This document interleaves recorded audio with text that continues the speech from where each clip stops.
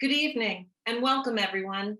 I am Laura Wood Cantifer, class of 1984 and president of the Wellesley College Alumni Association. I am so pleased to have this opportunity to be with you tonight when we will honor our 2021 Alumnae Achievement Award recipients and learn more about their life paths.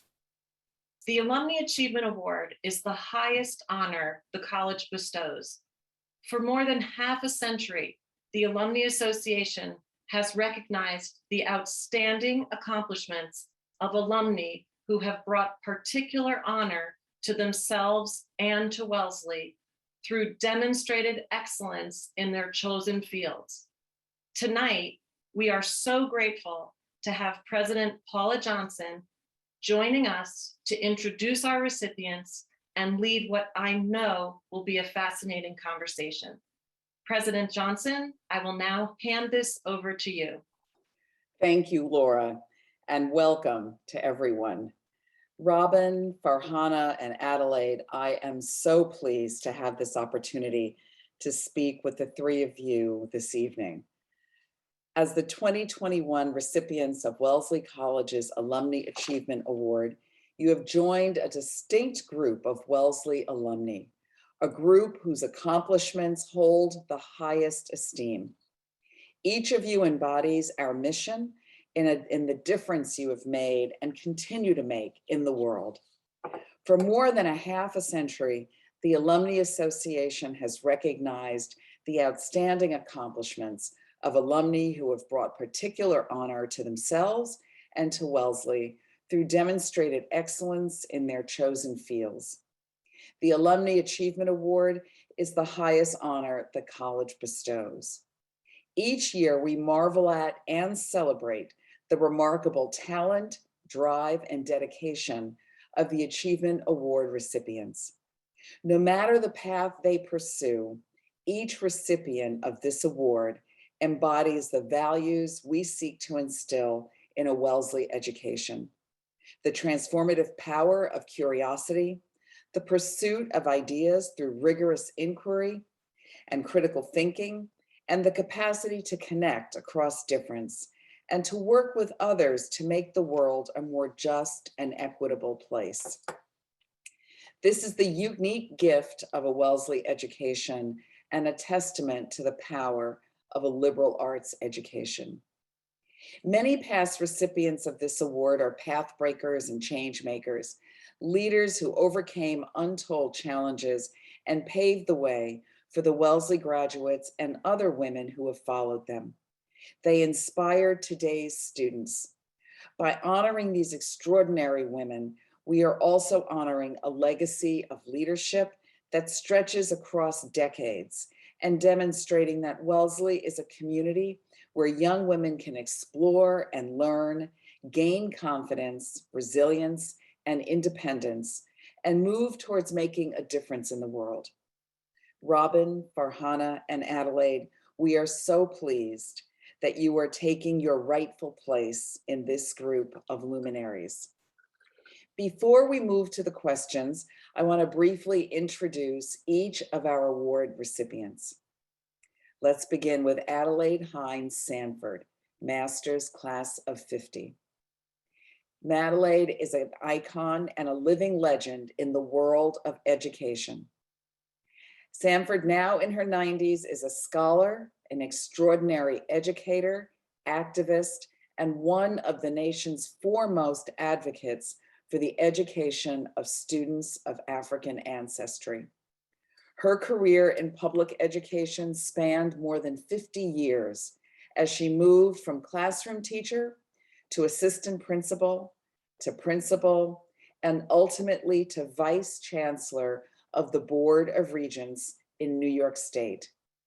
She is also the founder of the Board for the Education of People of African Ancestry, which promotes education reform to support the development of Black children.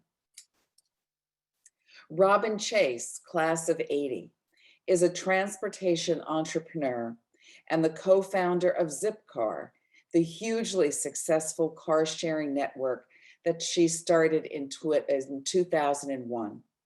Since then, Zipcar has expanded to more than 500 cities and towns around the globe, serving more than 1 million members. After leaving Zipcar, Robin founded several transportation and mobility-related companies and nonprofits.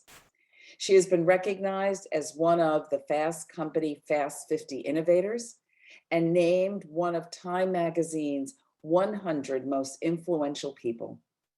Currently, she advises governments around the world on transportation and climate initiatives and has served on multiple boards and remains laser focused on reimagining global transportation to curb climate change and to make mobility more equitable. And lastly, Fahana Yasmin Khera, class of 91, is a civil rights advocate who has devoted her career to ensuring that American Muslims have a seat at the table. Her leadership goes back to her Wellesley days. She served as the college government president, and with her older sister, Samira Khera, class of 90, she co-founded Al-Muslimat, a faith group for Wellesley's Muslim students. After Wellesley, Farhana worked on Capitol Hill, serving as counsel for the Senate Judiciary Committee, where she helped organize the first ever congressional hearing on racial profiling. In 2005, she founded Muslim Advocates, a national legal advocacy and educational organization that provides expert representation in the courts, the policy-making process, and in public dialogue so that American Muslims and all people can live free from discrimination. Adelaide, Robin, Farhana, thank you for being here tonight. I'm so looking forward to hearing more about your unique paths through your careers and how your Wellesley experience shaped your journeys. So why don't we just jump on in and begin? So often when our students see successes that each of you have had, it may seem as though it's been a straight line from coming from Wellesley to where you are today. So I'd love to hear a little from each of you about how you chose your specific fields. And Adelaide, I'm going to begin with you. One of your colleagues in education described you as, and I quote, a revolutionary, disruptor, and iconoclast who oxymoronically worked within the system. So I would love to hear, how did your Wellesley experience inform your approach to making change and pushing for greater equity within a large public system? I think Wellesley provided me an opportunity for reflection, gave me an opportunity to be less distracted by so many other issues and organizations and demands. It gave me an opportunity to reflect on what I knew about the institution of which I had been a part. And also, Wellesley gave me the freedom to think new thoughts, not to be so structured into a system that I did not have an opportunity to express myself and to find where I stood in this tremendously convoluted world in which we live. I also felt that Wellesley gave me exposure to many, many different kinds of people that I had not had the opportunity to know during the time that I was in elementary, middle, secondary school, and even in the college experience, because in the college experiences, you lived at home. So you went to the class and you came back home. But the intermingling of people, the exchange of ideas, the exchange of life experiences was what Wellesley gave me and enriched my ability to move into a situation that many people were aware of and the difficulties, even though they said it was a fine, structured institution, New York City's educational system. Those were adjectives that were given to describe a system that was not that for everyone. And I was very much aware of that from my prior experience, both I am the youngest of three, and each of us had negative school experiences. My brother in high school and in college was told that he shouldn't want to be a doctor. There wasn't a possibility of us ever having achieved that, and even advised my mother that she was building an unreal hope for him, that she had no right to encourage him to be a doctor because it just wasn't possible, even though he had highest academic scores. My sister was told that rather than think about a college career, she should think about being able to clean things well and use her hands well.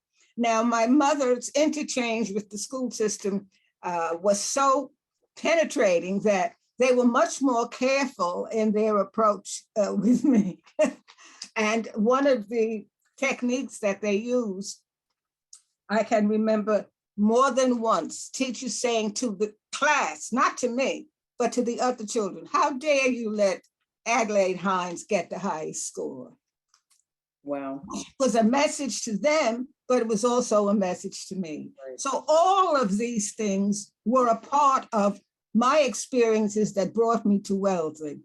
Both my grandparents were chattel slaves in this country. I knew them both in my lifetime. And the thoughts that my grandmother shared with me when I would question her about why she wanted to live, why did she go on, what was the reality that kept her hopeful? And she would very patiently say to me, because of what I hoped you would be, where you would go, what you would say, what you would do. And this stayed with me. And when I was at Wellesley, and when I was at Harvard, and when I was at CUNY, and when I was at Fordham, there was always that thought, what is it that is here that my grandmother wanted for me and that I can make into a reality? So Wellesley gave me the opportunity to reflect on these things and to also share those reflections with other people who were different from me, but had very similar experiences that without the Wellesley opportunity, I would have never had. Adelaide, how powerful is that? And powerful is your story. And I think back, we are doing the same things today, really thinking with our students about taking that time to reflect, really the richness of the diversity of our environment, and that learning happens both in the classroom and outside, and that free exchange of ideas, and also that hope and the expectation that every student who comes here has the opportunity and the ability to flourish. So thank you for those amazing, just really wonderful words. Robin, I'm going to turn to you. You first entered the transportation industry to found Zipcar when you were 42 years old. Before that, when you were at Wellesley, you studied English, French, and philosophy, majoring in all three subjects. We won't get into how you managed all of that, but it's pretty impressive. So can you tell us how your path evolved into a multi-decade career as a pioneer, shaping the then emerging shared economy, and as an entrepreneur, really revolutionizing the transportation industry? And how did your Wellesley experience help to shape that path? Oh, you're on mute. That's such a big question for 2 minutes, but I really was struck by your introduction about how when we're in college, we picture these other people that they're straight, and that we just don't appreciate this meandering path. And what Adelaide said, I thought, wow, you're in a different generation than I, and yet what happened to you at Wellesley was exactly what happened to me. So it'll be interesting to hear what Farhana says, but I feel like I was reflecting on this question and this award. When I got to Wellesley, I had grown up overseas, and I feel like I had lived not an insular life as we think about it, but I knew nothing much about America or Americans, and I knew very few things about different cultures. And I feel like my whole years at Wellesley was really learning wow, there's these kinds of people and these kinds of people and these kinds of people. And here's these interests and these interests. And I never knew this was a thing. And I just, if I think about what I went into and came out of, when I came out of Wellesley, I felt like I had the confidence to go forward in America, which I had to do as a person who is now older than 18 and not living under my parents' roof. And I was just also thinking about Wellesley was the right size place in order to do that. If I had gone to a really big university, I feel that it's way too many people. Of course, I didn't do it, but it feels like it's too many people and I would have been able to hide more. Whereas Wellesley really had this feeling of, it had a good culture, and that was a culture of kindness and exploration, expectation, but with all these different people that I can meet and see up close and really see what they became. So it was not what I imagined I would be saying to this and answer this question, but as I reflected, that really was what Wellesley gave me, is how did I fit? What kind of person was I? And what I think I came out of that was I had a certain confidence in myself, and that I could move between lots of different groups, and that I was unlike most people, and that and to this day, I feel like I'm sort of an outsider to mainstream things, which I think was it's good. So as I moved through, I had many, many different careers. And I have this sentence I want to throw out there for students listening, is if we think my father had one career in his lifetime, I'll have had maybe 4 or 5 careers in my lifetime, and our children will have 4 things at the same time. They were moving to such a different and diverse world. And when I left Wellesley, I thought I wanted to be a writer. I thought I wanted to, definitely every single thing I've ever done, I wanted to work in areas that improved the world that I wanted to live in. And so that carried through when I did start Zipcar, in that I felt very strong as I felt as a competent communicator. And I knew this was something that had huge social value, and I was willing to put my time after. And I think a lot of that confidence really did stem from confidence and tenacity, figuring out what it took to keep going and to push through. Really came from college training, sadly. So I'll stop there. No, it's also just a wonderful reflection, because although you are American, you came really not feeling like one, and then coming into this environment with many different people. And I think you're right, similar to Adelaide's experience, that learning, that exploration was really transformative. So just, again, so many threads to today. Farhana, through Muslim advocates and throughout your career, you've worked to counter hate speech, intolerance, and discrimination, and create opportunities for sustained connection across difference. So tell us about your path from founding as Al-Muslimat at Wellesley as a student, which still exists and is going strong today, to founding Muslim Advocates in 2005. And again, reflecting on the role that your Wellesley experience played in the decisions you've made to pursue a life in advocacy. Unmute myself there. Thank you for that question, President Johnson. And before I answer the question, I first just wanted to take a moment and extend my heartfelt congratulations to my fellow awardees this evening, Robin and Adelaide. It's an honor to share this stage with you. And I also want to extend my deep thanks to President Johnson, to Laura, and the Alumnae Association. I can't think of any greater honor, frankly, to be recognized by Wellesley in this way and by your peers. So thank you. I'd be remiss if I didn't also thank my amazing network of Wellesley friends and classmates who made my Wellesley experience all that it was, and have been my biggest cheerleaders throughout my career, and most of all, my dear family and friends, and thank them for their love and support. As I think about this question, it's amazing. I'm just going to pick up on a theme that Robin said, that I think there's a theme to Robin and Adelaide, even though, again, we were at Wellesley, I think, at very different times, and that each of us, it sounds like, in some ways felt like we were outsiders, but really found ourselves through Wellesley, which you might not think would be the case. But when I entered Wellesley in the late 80s, there weren't very many Muslim students on campus. And I was a teenager, as a minority faith in a majority non-Muslim community that I had grown up in the United States and now entering college. And I used part of my time at Wellesley to explore my faith identity. And some of that was in the classroom. I took classes on the Muslim world with Ludwig Kaptians.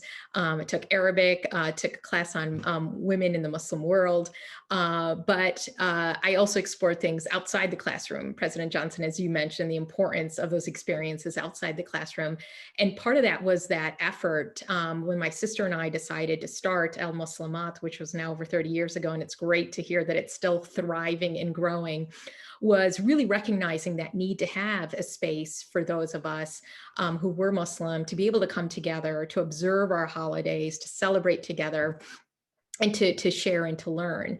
But in addition to exploring my faith, I think my Wellesley experience also was deeply shaped me in finding my voice. And in that aspect of my professional career, I learned very deeply about the power of making your voice heard at Wellesley. When I entered college, it was the last stages of the anti-apartheid and divestment movement that was taking place, particularly on college campuses. And I think it was my junior year when Nelson Mandela would finally be freed. Also, during my time at college, there was a short-lived, thankfully, but robust debate about whether Wellesley should shed its single-sex status and go co-ed. And we as students quickly responded and pushed back and protested and objected. But through that experience, I also learned the importance of also engaging with decision makers, the trustees, the president. I think from all of these experiences, it really served me and prepared me well for then the career path I took. Because, speaking up, speaking particularly for vulnerable communities is not always an easy thing. And it should be easier to just speak up when you're seeking equal rights and equal treatment, but it always isn't. But I do have Wellesley to thank in many aspects. Well, it's again, I think the reflection of also making change within the system. That's another, theme. I think obviously that was Adelaide's experience and yours. And today our students, I think, are following in your footsteps in their work to really make that change and find their voices and to engage with us on those. So tradition continues. So Robin and Farhana, each of you have started something from the ground up. And Robin, I'm going to turn to you to ask you if you could talk a bit about your entrepreneurial approach. And if you could walk us through the questions that you asked yourself as you consider a new idea or a project that you'd like to pursue. I mean, you've done something enormous here.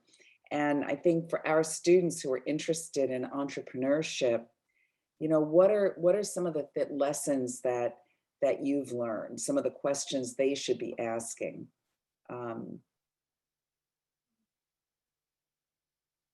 We live in a world that has so many problems that I feel I'm constantly looking at and thinking about how could we do that better? How would you solve that problem? Why are we doing it this way? So I want to say that there's a lot of issues out there to solve, and all of us here have been working on such things. I think so. You have an idea, and then you go out and you do increasing amounts of research. You start prodding around, and at some point, and some just fall by the wayside. And at some point, some of these ideas start taking up a lot of mental space, and you find that, wow, I'm thinking about this and talking about it and researching it all the time. It's like always on my mind, in the back of my mind. And a critical, I think the hardest moment for each of these companies or efforts I've started is when you say to yourself, okay, I'm all in. I'm going to quit my day job. I'm going to, put my resources behind this. And that is the hardest decision of all, is when you decide to go do that. And Why do you decide to go do that? Because you've done so much research and you think you have a great idea and you've talked to a lot of people and you've tried it out on, you've touched potential users. Like you've really done this around, people think that entrepreneurs take a lot of risks.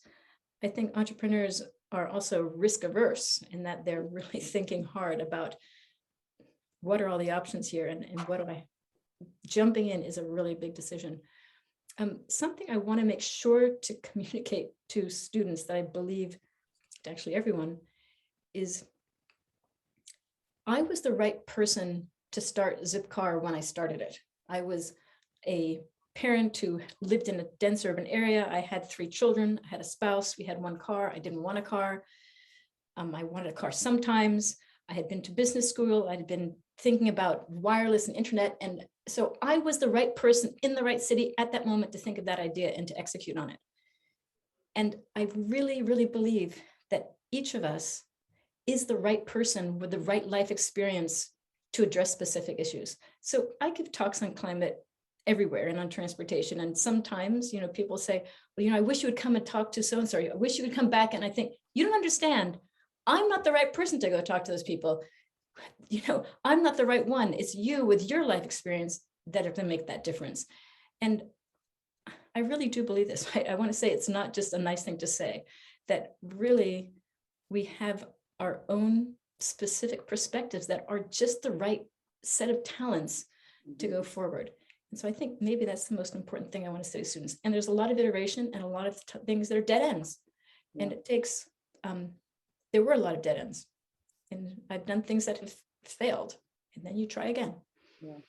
Well, I think that's a powerful message in terms of making the decision, but also knowing you've got to take that risk and being all in. And I guess, Farhana, I'm going to turn to you because, you did something very similar in a very different area. At a certain point, you decided you were going to be all in. So for our students who are interested in organizing or advocacy, what can they learn from your efforts through Muslim Advocates? Yeah, I would say, well, first of all, I was really struck by what Robin just said about not the fear of failure and not to fear that failure. And I think there is oftentimes, especially those of us who were hard charging, coming from places like Wellesley, and may not know or have had the experience of failure before. So I think I want to underscore that point first and foremost. And maybe kind of related to that is also appreciating when you just need to do a course correction. So it may not be full failure, but maybe even the best laid plans just aren't quite working, and you need to pause, reflect, and do that tweaking.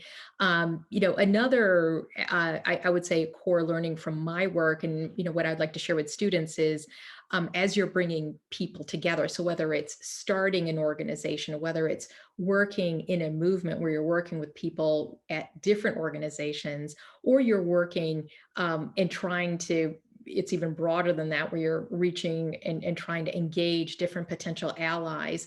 I think one of the most important things is to listen and to really understand what other people are coming from, and to be clear about what your goals are, and to not just assume that people who might share a particular identity, it might even be a racial identity, a faith identity, have the same goals, because people from different backgrounds might actually share a lot of the same goals. I was really proud, even though we started the organization Muslim Advocates as an organization to uphold the rights of American Muslims, what we were really about was about a set of values, and that is upholding our nation's founding principles of freedom, justice, and equality for all. And we welcomed people, regardless of your background, to join us in that mission. And so I think it's really important to be clear about what your goals are, what your values are, and then set about figuring out how you're going to achieve those goals. Yeah, no, that's terrific, Farhana. And I think your statement about risk, fear, not fearing, quote unquote, failure, but also even in your mission of working through Muslim Advocates to also connect across difference and make sure that you are doing that in service to those values. So I think really all very important. Adelaide, I'm going to turn to you. The New York City public school system is an important and historic public institution. We're both products of it. When thinking about driving change within a historic institution, especially one that has suffered from long-standing systemic racism and injustices, how do you go about balancing tradition and experience with instituting new approaches and methods? You really took kind of an insider-outsider approach. And what can you talk about that, and what can our students learn from your approach to making change? Traditions and experience have a role in reality. However, the question is, how did those traditions and experiences serve all the people? Very often it's spoken of as an excellent system and a historic system, but the audacity to question the justice or injustice of that system, that is still defined as excellent when there are only a piece of the people who are achieving some measure of excellence in terms of reading and math, but in terms of humanity, they don't do very, very with that. However, I knew that it was necessary for me to understand that system before it would be possible for me to bring about improvements that wouldn't threaten the system, because the system will always rebel from change that does not accrue to their benefit. And I was very clear on that. Historically, I was clear on that. So it was a question of approaching it not with a condemnation tone and not with a critical tone, but with a tone to understand. And then once I could understand how that system worked, then I would say, the question was, well, if that system is so excellent and has such fine traditions and experiences, why are there schools where children go only a half day? Mm-hmm. Mm-hmm. Why are there schools where there is no record that indicates that the child has been leaving that elementary school with a half-day schooling? Nothing on the child's cumulative record card to indicate that. So they go into the middle school with a deficit. How can you call a system like New York City that has a board of regents, of which I eventually became a part for the same reason, to understand that allowed 52 professions to have an adjudicative process if they feel that the consumer of their services was not satisfactory. So it's a landscape designer, it's an architect, 52 professions, but teaching was not one of those professions. Therefore, the parent had no adjudicative channel to say, look, my child doesn't have a licensed teacher, a certified teacher, goes to school half day. My child doesn't have enrichment. They talk about remediation. No one embraces remediation. They want enrichment. But when you label it remediation, I think that the world of athletics and sportsmanship are much smarter than we are in terms of academics. For example, they can get the children to go there and practice for hours at a time. They never call it, it's remedial baseball or remedial football. But we label things in a pejorative way. And we found that the children were labeled in pejorative ways. So when the New York Times published the list of schools where children were achieving, it did not describe the circumstances in which those children were not achieving. So you have schools that historically 20% of the children are on grade level, or 13%, while you have schools that have a percentage of 90% of the children doing well on reading tests, but not a description of the school in which that child is being educated. And so there were these kinds of injustices which were so flagrant that it was impossible for me, once I understood how that system protected itself. It did not say low performing schools, it said low performing children. I was on the Board of Regents almost 5 years before we were able to change the vocabulary from low performing students to low performing schools, because the children functioned within a climate that encouraged disabling and isolation.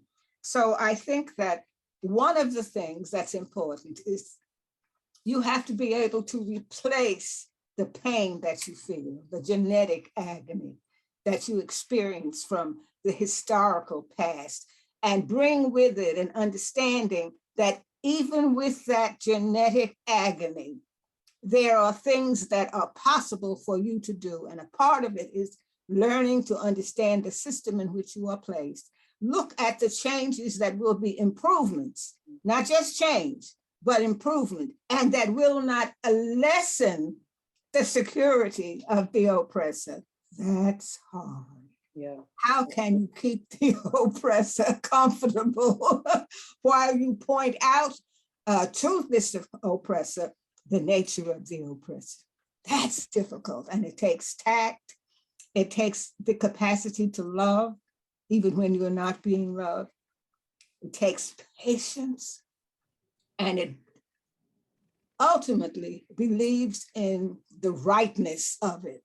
Yeah. And so I learned systems in order to be able to impact those systems.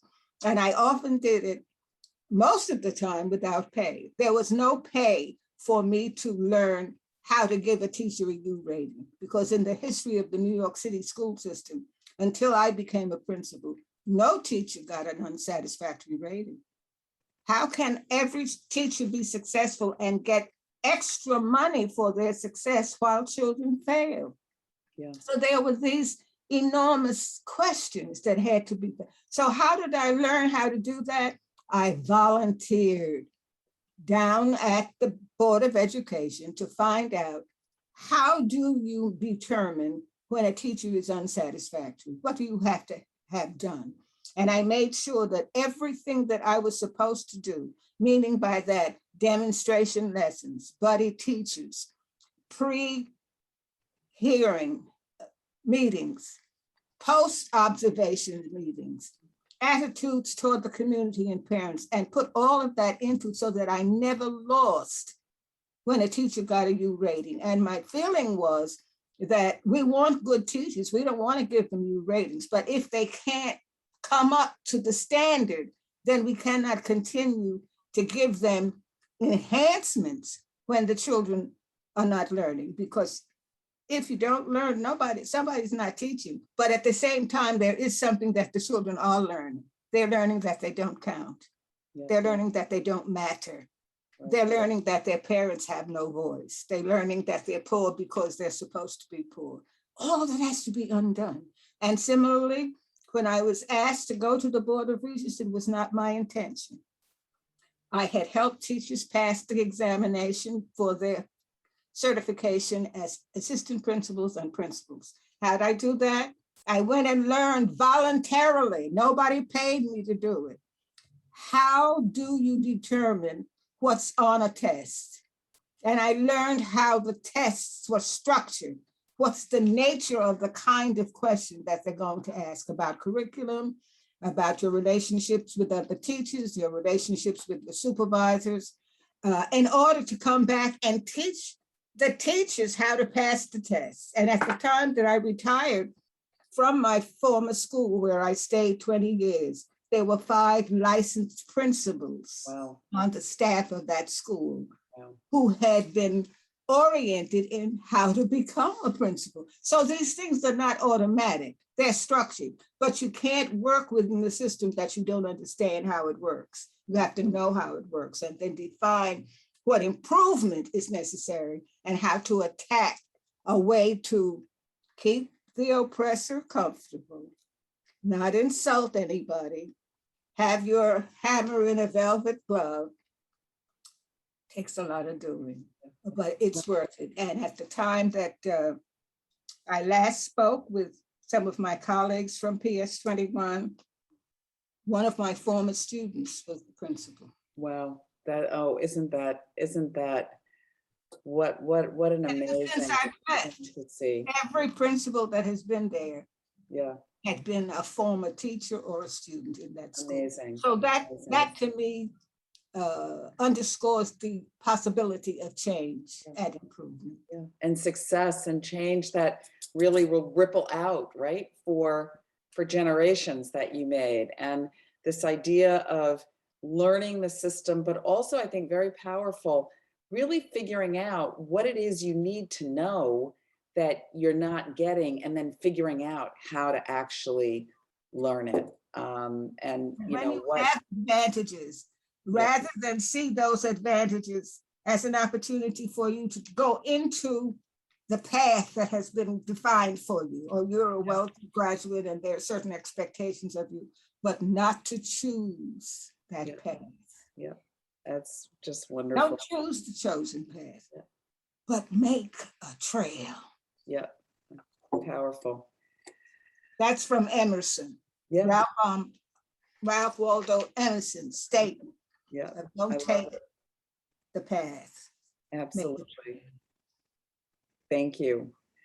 I'm going to turn now just to hear a little bit about your Wellesley experiences, and just kind of thinking back to your Wellesley days. If you could just share with us a class or a mentor or a relationship to a campus organization or something else that really helped shape who you are or played an important role in shaping your approach to life and work. And maybe Farhana, you know, we know that you founded Al-Muslimat, but maybe you could share with us first, and then we can hear from Robin and Adelaide. Sure, absolutely. You know, there are many college experiences that I can think of, but I'm going to share one. President Johnson, as you mentioned earlier, I was very heavily involved in college government in each of my years at Wellesley. And in my junior year, there was a major disagreement between some of us within the Student Senate, particularly those from minority ethnic and faith communities. We felt that the group that was charged with making decisions about how to disperse the student activity fees were not giving adequate recognition to the needs of new and emerging organizations that were often reflecting these more minority communities and student groups on campus. And you know, as this disagreement started boiling up, a couple of individuals who were on the other side of that fight started a campaign against me. They put up posters around campus. They left absurd messages on my voicemail answering machine. We had, you know, back in the day when you had answering machines and phones. And it was pretty tough to be attacked personally. And I'll never forget a conversation I had with then college president Nan Cohane at the time. And she said, you know, basically she said to me, look, Farhana, it's not easy being a leader. You need to have a thick skin. And it may seem like a simple, maybe even obvious point, but to a young person, it was an important learning and something I've never forgotten. And in fact, I would remember her wise words many times over my career, and particularly the last 10 to 15 years, as anti-Muslim hate groups would you know, start to organize and mobilize and attack my organization, attack me personally, saying I was, quote unquote, undermining national security, all simply because what we were doing was simply seeking equal treatment and equal justice for a group of Americans. And that was deemed a threat to some. So, you know, it's not always easy when you're challenging the status quo or powerful interests, and you do need a thick skin. And the only thing I would add to Nan's wise words through my experiences is also to remember to take care of yourself, and self-care, which I know is kind of almost a buzzword today, but it's really important that, especially when you're going into these battles, to take care of yourself as well. That's great. That's great. We'll have to make sure we tell Nan. Adelaide, why don't I turn to you? Was there a class or a mentor or a relationship, you know, that you had with others on campus when you were here that played an important role in shaping you or your approach to life? I didn't have a mentor. In fact, that it wasn't even a part of the standard vocabulary when I was at Wellesley.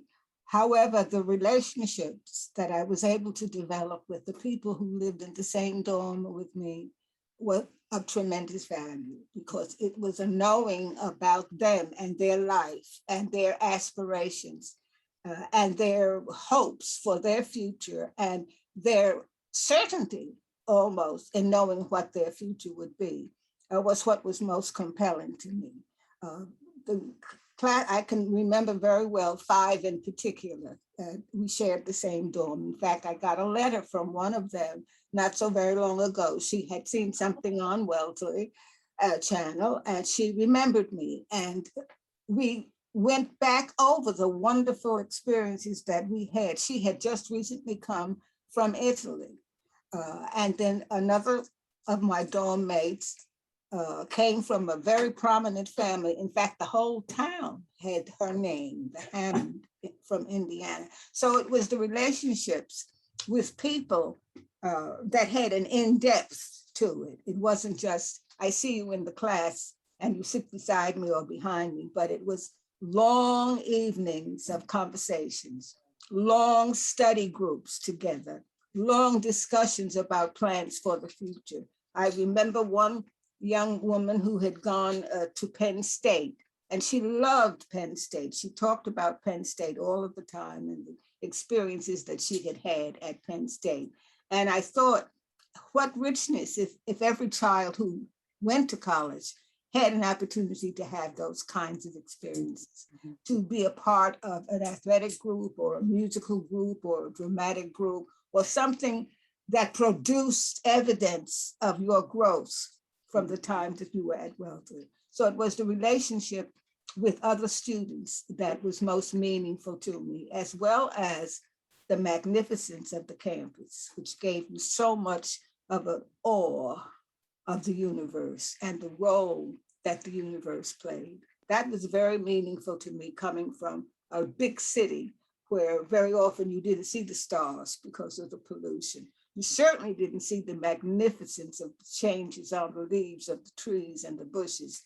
Those were meaningful. It gave me an enhanced sense of the beauty of nature and the functionality of nature and the rhythm of nature and the rhythm of life. Oh, that's wonderful. And the campus is still, we are in the height of the changing leaves, and it is as gorgeous as ever, but it does provide this amazingly beautiful, reflective environment. It's still so much the case. Robin, how about you? A class or a mentor, a relationship or organization? So I do have one I want to talk about, but I also want to recognize that there's a teacher who invited me to Thanksgiving when I had no place to go. There were, great classes that really changed my thinking and instructed me. But I wanted to talk about, I started a club called the Philosophy Club that I don't think exists today. And I co-founded it. And what was amazing to me is my co-founder, Heather Robinson, and I, it's a crazy idea, Philosophy Club. We were both philosophy majors. And within a semester, we had hundreds of people coming out to lectures or movies. And I just remember what I learned was marketing is everything. And having a terrific collaborator and co-founder who's skilled at that is really important. And so I just remember being in awe. I was in the basement of the library and just looking around this huge number of people who had come to some crazy philosophy lecture. And I thought, wow, how did all these people get here? And then another memorable moment in my mind was when we printed t-shirts that said res cogitans, which means thinking things. And we sold hundreds of them on campus and silk screening those in the basement of Green. And just that, a success where it was a rapid success and it was due to this collaboration and really marketing. Marketing is so important. So that was thank you to Wellesley. No, that's great. I'm going to move on to just ask you a little bit about what gives you hope and our motto. We're just living through a remarkable historical moment, and there are so many challenges that we're facing, challenges that each of you are working to solve. The climate crisis, discrimination facing American Muslim communities, our public education system and its structural inequalities. So at this time of real challenge and change, it can feel sometimes almost a little overwhelming. But what inspires you to live out the Wellesley motto, non ministrare sed ministrare, not to be served, but to serve? What gives you hope and what sustains you? So I think with that, Adelaide, I'm going to start with you. I think the fact that there are so many challenges, and you have listed some of them here. I certainly think that the climate change, what happens to the earth when the oil is removed, because the earth has its parts as a function. How do we use the resources that come from the earth, from the oil and from the other attributes of the earth? How are they used and how have they caused the climate change? We have to recognize that climate change happens because of the behavior of human beings in reference to the environment, that the deterioration of the ocean and the pollution that has come about by the advance in plastics. But look at the pollution that it has caused. So I think pollution and climate change are two of the most fundamental concerns that we have. Certainly, disrespect for Arabs at this point, who still are struggling with the atrocities of other immigrant groups that have come. And so we should have a greater empathy for the fact that historically in America, is it necessary always to have an oppressed group? Is it necessary always to have a group that has to struggle for survival? It's important that for young people, and both of my colleagues who are being honored are young. They have so many more years ahead of them to function and to be inspired. I believe that there is greater preparation being made for improvement, but there is also a need for greater understanding of what has caused some of the atrocities that we see. I would like to see a greater emphasis in education, for example, on the human body and how it functions. One of my colleagues indicated taking care of yourself. Well, in many instances, we grow up without knowing what taking care of ourselves means because we don't understand how those functions all interact and the role that we play in nutrition, in exercise, in mental fatigue, in order to make the reality of our health possible. So there are many challenges, but there are many brilliant people out there. Yeah. Some of them haven't had an opportunity to show their brilliance. There are people who say that I have a measure of success. When I look at how many people are still in prison, when I look at how many people are still miseducated, when I realize how many people who are considered educated have been educated away from humanity, we see that in the leadership in many places today across the United States. I'm concerned about that, and I'm concerned about what the future will be when those people who have been considered well-educated are in charge, and they're in charge of a system that has been cruel to many, and we do not want to repeat that cruelty. So my hope and belief is in the future, and it's in the people who make up that future. I have a great deal of respect for young people and what they are capable of doing if they have the opportunity. I think opportunity is important. Yeah, absolutely. And you've spent your life really devoted to that, which is devoted to the development of young people and making those enormous changes. And I just think back to the line of principals at your former school. So thank you. Robin, I'm going to turn to you. What gives you hope and what sustains you? I remember that motto. It was striking to me when I went to Wellesley, and it's been quite memorable to me. I'm given huge optimism as I see people doing hard, big things and people doing annoying small things that both I think are a form of service. As a working mother of 3 children, there were years in which I was never in the school because I was working full time, and I thought, wow, you got to really thank those parents who are taking the kids to swim class, who are sitting there admiring and oohing and eyeing. And then at another stage in my life, I was that parent. So I felt I want to, since this is a group of women, and they will be, many of them will be child rearing, I really want to iterate that there's a time for everything. And the doing the service of quotidian life quality is so incredibly important, and I valued it always. Maybe that's all I wanted to say about that. But I just been looking at, there's hunger strikers right now for climate outside the White House, and I think, oh my gosh, look what you're doing. There's a young friend of my son's who's got a newborn who's running around putting signs in people's front yards for bicycle safety.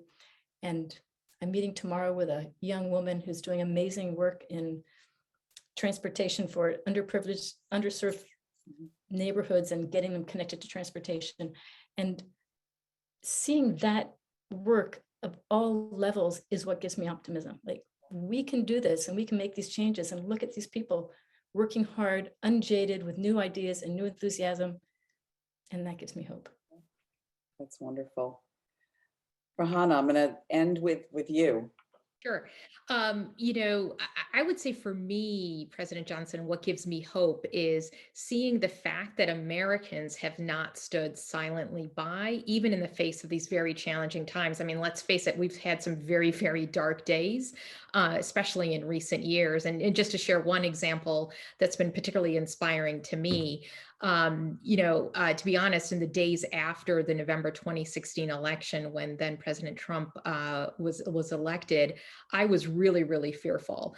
I did not believe at that time that our fellow Americans would be willing to stand up against a tyrant. And as we were preparing for him to take office, we were preparing for worst case scenarios.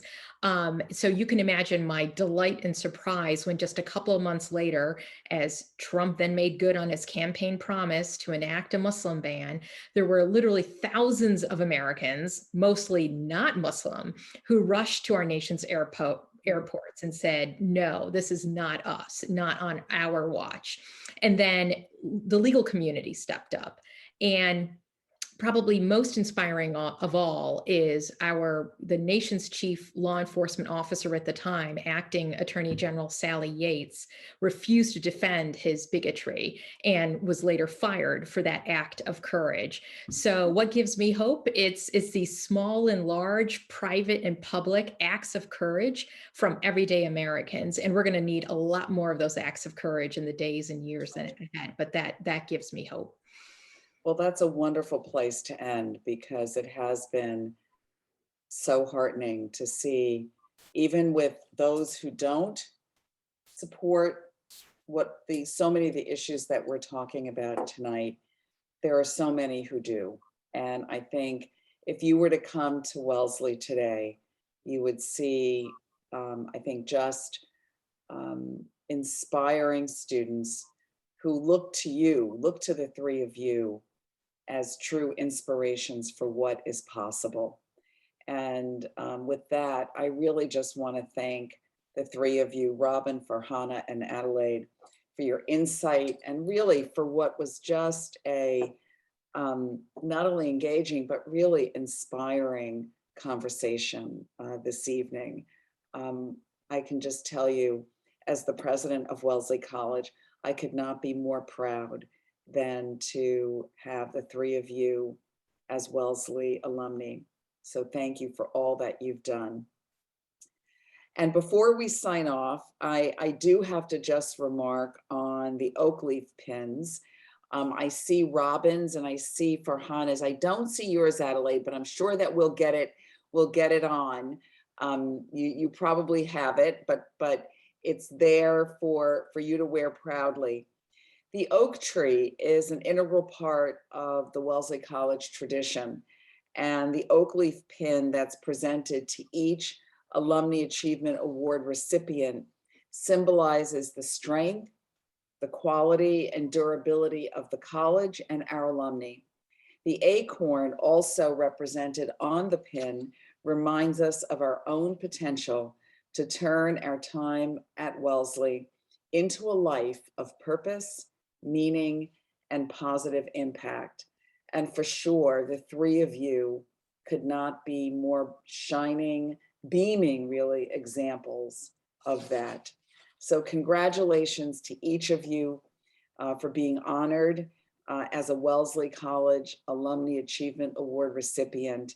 And again, we just all take such great pride in what you've achieved, in your success, and mostly you just inspire all of us to bring the same energy and purpose to our own pursuits. So it's been wonderful being with you. Thank you, and thank you to all that joined us this evening.